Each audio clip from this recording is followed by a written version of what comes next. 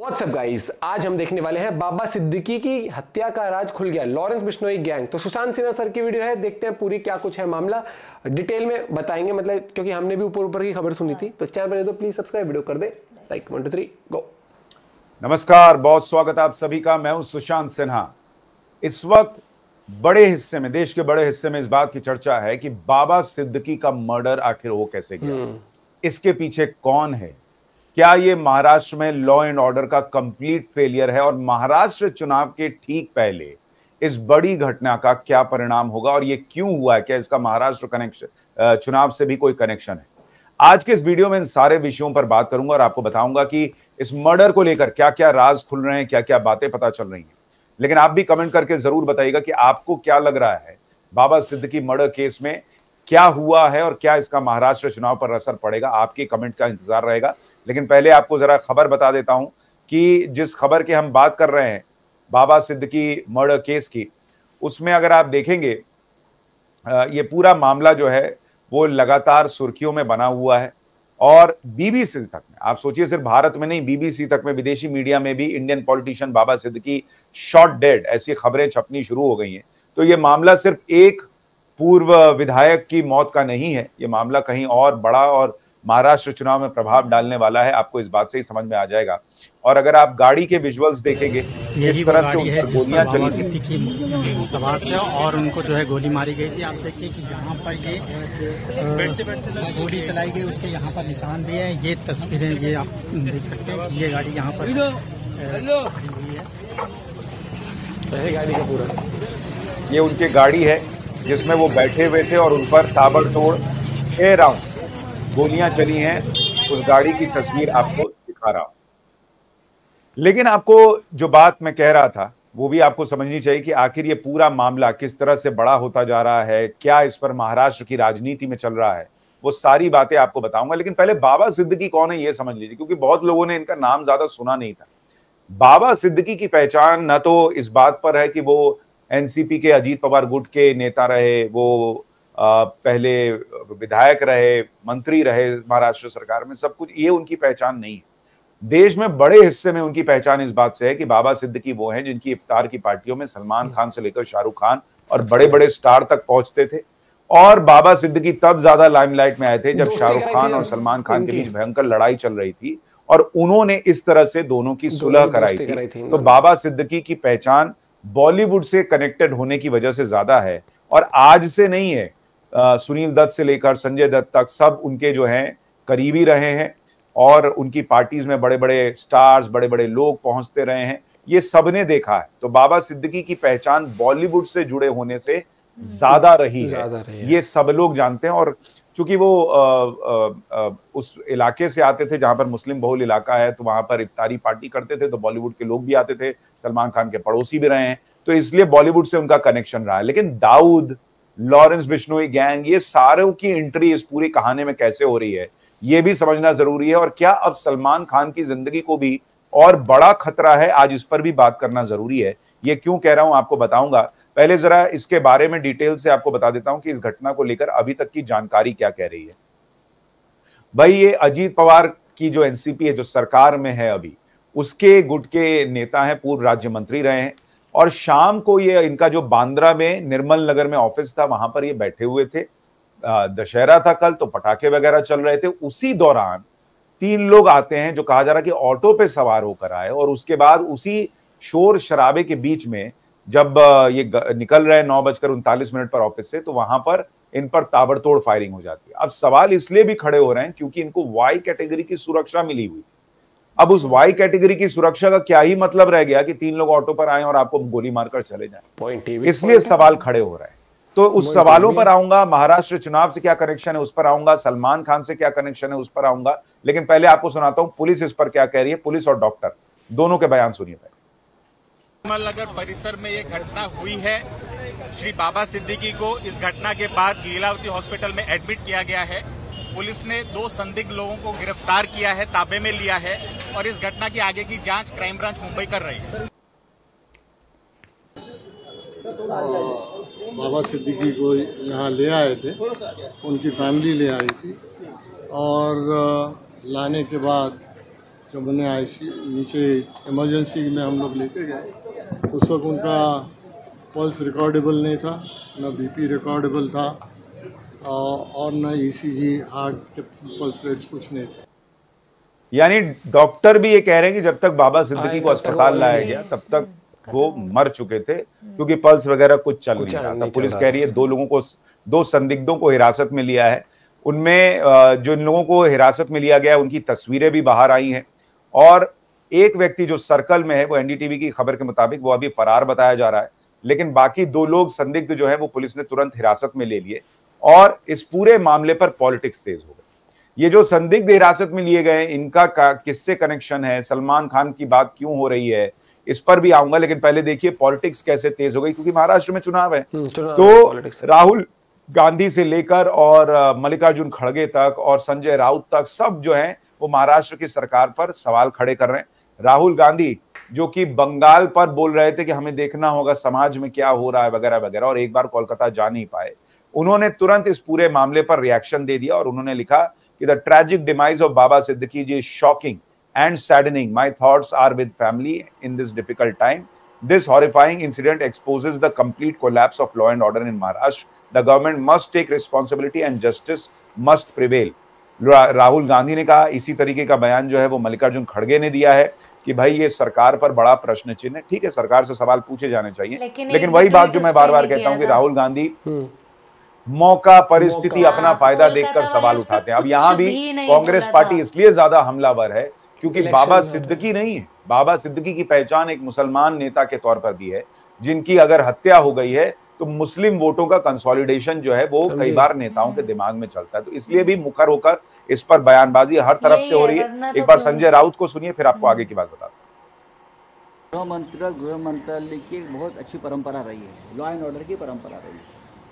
इसीलिए तो मुंबई जैसे शहर में बड़े बड़े उद्योग आते रहे, क्योंकि यहाँ की लॉ एंड ऑर्डर हमेशा से ठीक ठाक रही। कल जो हत्या हुई है बाबा सिद्दीकी, जो महाराष्ट्र के पूर्व मंत्री है, बहुत साल विधायक रहे, आज भी उनका बेटा विधायक है, शायद हमारे पार्टी में नहीं हो लेकिन हमारे साथी रहे, अच्छे आदमी थे, तो उनकी हत्या ऐसी तरह से होती है जिनको सिक्योरिटी है, वाई स्टेटस की सिक्योरिटी है, और उनकी हत्या होती है। उसका मतलब क्या है? हत्या के पीछे कारण कुछ भी हो, लेकिन हत्या हो गई है तो आपका फेल्यूर है, मुख्यमंत्री का फेल्यूर है। आपने जिस तरह से अपने पुलिस दल का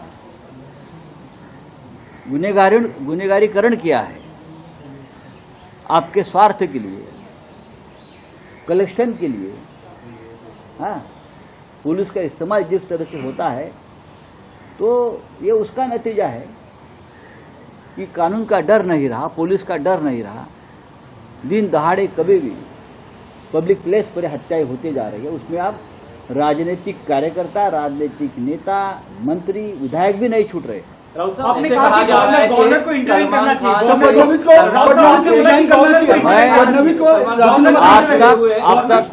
अब तक मैं ये कहता रहा हूँ, हम ये कहते रहे हैं भाई कि गृह मंत्री देवेंद्र फडणवीस पूरी तरह से फेल्यूर है, उनको इस्तीफा देना चाहिए। लेकिन बात आगे बढ़ चुकी है, अब इस्तीफा नहीं, राज्यपाल ने, गवर्नर ने हस्तक्षेप करके देवेंद्र फडणवीस को गृह मंत्री पद से हटा। यानी उद्धव ठाकरे की शिवसेना कह रही है कि मुख्यमंत्री एकनाथ शिंदे इस्तीफा दे दें, गृह मंत्री देवेंद्र फडणवीस को इस्तीफा दे देना चाहिए। लेकिन ये उनका सवाल उठाना सही है कि भाई लॉ एंड ऑर्डर का फेलियर तो है, सवाल तो उठेंगे कि वाई कैटेगरी की सुरक्षा जिस व्यक्ति को मिली हुई है, अगर उसकी सुरक्षा में सेंध लग रही है, ऐसी हत्या हो जा रही है, तो फिर आम लोगों का क्या है। लेकिन इस पूरे सवाल के बीच ये बैकग्राउंड भी देखना होगा कि मुंबई किस तरह से एक जमाना था जहां पर इस तरह के गैंग वॉर्स हुआ करते थे, दाऊद गैंग, ये गैंग, वो गैंग चलता था, और यही मुंबई है जिसने 26/11 का आतंकी हमला तक झेला है। तो ये कह देना कि जैसे मुंबई में पहली बार कोई घटना हुई और उसके पहले कुछ ना हुआ, वो ऐसा नहीं है। हाँ, सरकार से सवाल जरूर पूछे जाएंगे, उसके भी 2 पक्ष हैं। एक, ये घटना हो कैसे गई, ये सरकार से सवाल होगा। दूसरा, पुलिस ने चूंकि तुरंत दोनों लोगों को अरेस्ट कर लिया और इस पूरे मामले में तेजी से कार्रवाई हो रही है, इसलिए सरकार को भी ये मौका मिल रहा है कि वो ये कह रहे हैं कि भाई हमने तुरंत इस पूरे मामले में कार्रवाई की है। डिप्टी सीएम देवेंद्र फडणवीस कह रहे हैं कि पुलिस के पास क्लू है इस बात का उनको पता है कि आखिर ये घटना कहां जा रही है। लेकिन लॉरेंस बिश्नोई गैंग के मामले में अभी देवेंद्र फडणवीस कुछ नहीं बोल रहे, लेकिन खुद लॉरेंस बिश्नोई गैंग जो है उसने इस पूरे मामले की जिम्मेदारी ले ली है। सोशल मीडिया पोस्ट पर उसने जिम्मेदारी ली है, ऐसा दावा किया जा रहा है। और ये सोशल मीडिया पोस्ट जिसमें अगर आप देखेंगे तो इसके हिसाब से ऐसा लग रहा है कि अगर ये पूरा मामला लॉरेंस बिश्नोई गैंग का ही है तो ये पूरा मामला लॉरेंस बिश्नोई गैंग की सलमान खान से जो उनकी रंजिश चल रही है उससे जुड़ा हुआ लगता है। क्योंकि आप देखिए इसमें लिखा है, ओम जय श्री राम जय भारत जीवन का मूल समझता हूं, जिस्म और धन को ये धूल समझता हूं, किया वही सत्कर्म था जो निभाया मित्रता का धर्म था जो। सलमान खान हम ये जंग चाहते नहीं थे पर तुमने हमारे भाई का नुकसान करवाया। आज जो बाबा सिद्दीकी के शराफत के पुल बांध रहे हैं या एक टाइम में दाऊद के साथ मकोका एक्ट में था, इसके मरने का कारण अनुज थापन और दाऊद को बॉलीवुड राजनीति प्रॉपर्टी डीलिंग में से जोड़ना था। हमारी किसी से कोई दुश्मनी नहीं है, पर जो भी सलमान खान और दाऊद गैंग की हेल्प करेगा अपना हिसाब किताब लगा के रखना। हमारे किसी भी भाई का कोई भी मरवाएगा तो हम प्रतिक्रिया जरूर देंगे, हमने ये पहले बार कभी नहीं किया। जय श्री राम जय भारत सलाम शहीद लॉरेंस बिश्नोई ग्रुप हैशटैग ये इसमें लिखा हुआ है। यानी सोशल मीडिया पर तो दावा किया जा रहा है कि लॉरेंस बिश्नोई ग्रुप ने इसको ओन कर लिया कि हमने ही मारा है, और उनका कहना है कि भाई जो भी सलमान खान का साथ देगा और जो भी दाऊद इब्राहिम का साथ देगा उसको इसी तरह से ठोक दिया जाएगा, और जो पहले हम पर हमला करेगा। तो आपको याद होगा सलमान खान के घर के बाहर भी फायरिंग हुई थी जिसमें लॉरेंस बिश्नोई गैंग के लोगों के नाम आए थे, वो पकड़े भी गए थे। इसलिए अभी कहा जा रहा है कि सलमान खान की जिंदगी को भी खतरा हो सकता है और उनकी सुरक्षा और बढ़ानी होगी या उनको बहुत सुरक्षा में रखना होगा, क्योंकि हो सकता है अगला टारगेट सलमान खान भी हो सकते हैं, कौन जाने, जिस तरह से इस तरह से अगर बाबा सिद्दीकी पर हमला हुआ है। लेकिन ये पूरा मामला किसी एक व्यक्ति को ऐसे ही मार दिया वैसा नहीं लग रहा। ये लग रहा है कि कुछ तो भी इंटरकनेक्टेड चीजें हैं जो पुलिस की जांच में खुलेंगी। क्या इसमें कोई गैंग वॉर है, कोई दाऊद का एंगल है, क्या चल रहा है, ये सारी बातें अभी पुलिस की जांच में पता फाइनल नहीं पता। क्योंकि जिस बाबा सिद्दीकी की हम बात कर रहे हैं, इनको एक जमाने में दाऊद इब्राहिम भी धमकी दे चुका है। 2013 में मुंबई में एक जमीन के टुकड़े को लेकर दाऊद इब्राहिम ने बाबा सिद्दीकी को धमकी दी थी। कहा जाता है कि दाऊद का करीबी अहमद लंगड़ा उसी जमीन पर अपना दावा कर रहा था। इस वजह से दाऊद ने बाबा सिद्दीकी को फोन करके कहा था कि इस मामले से दूर हो जाओ। हालांकि बाबा सिद्दीकी ने इस मामले में पुलिस में FIR दर्ज करवा दी थी और अहमद लंगड़ा पर मकोका के तहत कार्रवाई हुई थी। तब कहा गया था कि दाऊद ने इसको धमकाया था, इनको बाबा सिद्दीकी को धमकाया था और कहा था कि राम गोपाल वर्मा से तुम्हारी फिल्म बनवा दूंगा। एक था MLA। तो एक जमाना था कि दाऊद से रंजिश की बात थी। अब लॉरेंस बिश्नोई गैंग जो है वो दाऊद से संबंधों और निकटता की बात कर रहा है, वो तो पुलिस की जांच में पता चलेगा। लेकिन जो लोग आए हत्या करने के लिए, वो कहा जा रहा है उनके बारे में कि किराए के मकान में रह रहे थे, 50,000 की सुपारी पर उन्होंने बिश्नोई गैंग से जुड़कर इस घटना को अंजाम दिया। और ये वो लोग हैं जो कि इस पूरे मामले में जेल के अंदर बिश्नोई गैंग में जुड़े और जब बाहर आए तो इन्होंने बाबा सिद्दीकी की हत्या की है, ये दावा किया जा रहा है। एक सवाल ये भी उठ रहा है कि लॉरेंस बिश्नोई खुद जेल के अंदर है और उसके बावजूद अगर वो इस तरह की घटनाएं कर पा रहा है तो ये अपने आप में बहुत बड़ा सवाल है कि भाई ये चल क्या रहा है इस देश के अंदर। और ये लॉरेंस बिश्नोई इतनी बड़ी चीज, इतना बड़ा तोप कैसे हो गया कि जेल के अंदर बैठकर कभी सलमान खान के घर पर फायरिंग करवा दे रहा है, कभी बाबा सिद्दीकी को मरवा दे रहा है। लेकिन अभी पूरे मामले की जांच होगी, पर यह जरूर है कि ये पूरा मामला मुंबई के लिए, मुंबई पुलिस के लिए और महाराष्ट्र सरकार के लिए बड़ा सवालिया निशान खड़ा कर रहा है कि आखिर बाबा सिद्दीकी की हत्या ऐसे कैसे हो गई। चूंकि बॉलीवुड से जुड़ा मामला है इसलिए ये पूरी तेजी से उठ रहा है। बहुत सारे लोग सर्च कर रहे हैं कौन बाबा सिद्दीकी जिनकी हत्या हो गई, क्योंकि भाई अस्पताल में मिलने के लिए संजय दत्त पहुंच रहे हैं, बड़े बड़े फिल्म स्टार्स पहुंच रहे हैं। तो इस पूरे मामले में बॉलीवुड का जो एंगल है वो इस पूरे मामले को हाई प्रोफाइल बना दे रहा है। और चूंकि वो नेता भी थे, पूर्व विधायक भी थे, इसलिए भी सवाल खड़े हो रहे हैं। और सबसे बड़ा प्रश्न ये है कि चूंकि महाराष्ट्र का चुनाव सामने है तो ये भी प्रश्न उठ रहा है कि आखिर इसी टाइमिंग पर क्यों बाबा सिद्दीकी की हत्या होती है। क्या बाबा सिद्दीकी की हत्या के पीछे कोई पॉलिटिकल एंगल भी हो सकता है?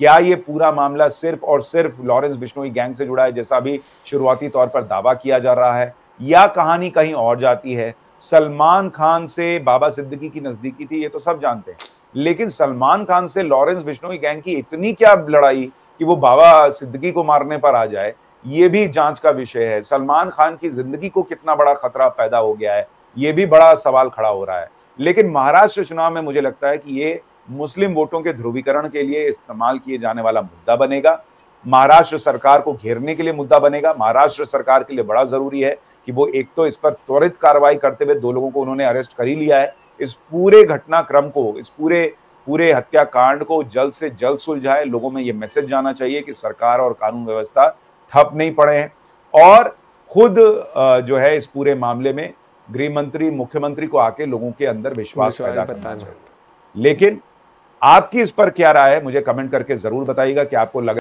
अभी क्या है कि अभी सारी बातें अफवाहों के तरीके से ही अभी आ रही है, क्योंकि पुलिस ने भी कोई ठोस बात करी नहीं है हर एक चीज। और देखो एंड ऑफ द डे ये होता है कि 2 गैंग वॉर में हुआ है, कोई नोक-झोंक थी, पुराना कोई रंजिश थी, क्या था, देखो ये हम अपना पॉइंट ऑफ व्यू शेयर कर सकते हैं सब, उससे होगा कुछ नहीं। भी रह चुके हैं और ये तो, और आपको पता है जब पॉलिटिक्स जब होती है तो उसमें भैया कोई किसी का सगा नहीं होता, ये वाले बात भी आती है।